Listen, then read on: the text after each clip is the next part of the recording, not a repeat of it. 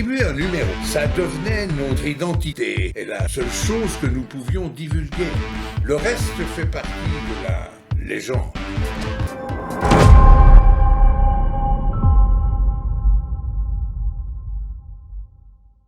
Bienvenue à toi sur le site thefrenchdetective.fr.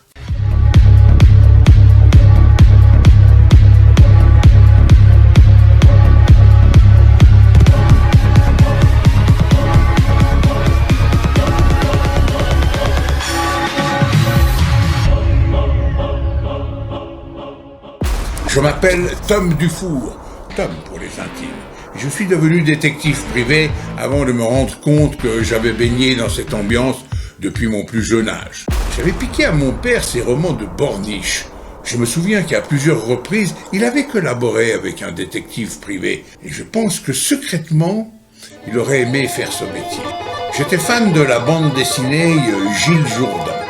Ma mère tenait un café où j'ai pu y observer dans les moindres détails ses clients.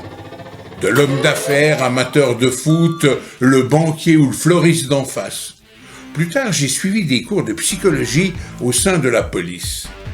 Et lorsque je suis devenu détective privé, toutes ces expériences ont facilité mon travail, en me permettant d'être un professionnel très qualifié.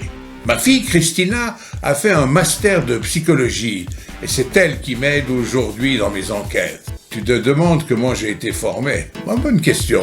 À peine sorti de l'école de formation de police, une opportunité s'offre à moi.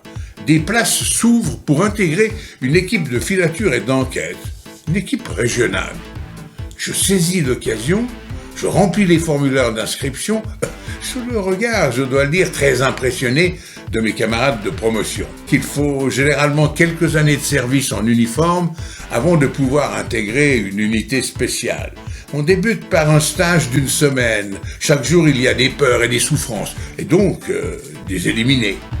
On nous a attribué un numéro. Ça devenait notre identité et la seule chose que nous pouvions divulguer. Le reste fait partie de la légende. Pour faire ce métier, il faut avoir le cœur bien accroché. Il faut avoir du cran et la première épreuve était là pour nous le rappeler. On s'est retrouvés pieds et poings liés avant de se faire balancer dans une piscine d'eau glacée. Ce qu'il teste, c'est avant tout ta résistance au stress. Il fait noir dehors, c'est le matin, on est en plein hiver. La température n'est pas celle que tu trouves dans les centres aquatiques ou dans les piscines de plaisance habituelles. Non. Il y a 3 plongeurs en tenue complète, comme sécurité. Il y a également une équipe médicale et nous avons préalablement rempli un dossier complet et signé un document de décharge. Ah oui, je peux te dire que ce stage n'était pas un camp de vacances. Nous allons devoir effectuer une trentaine de tests en 5 jours. Voici le premier. Je suis sur le plongeoir. On me demande si je suis volontaire pour faire cette épreuve. Rien ne peut plus m'arrêter. Je veux ce job. Je saute.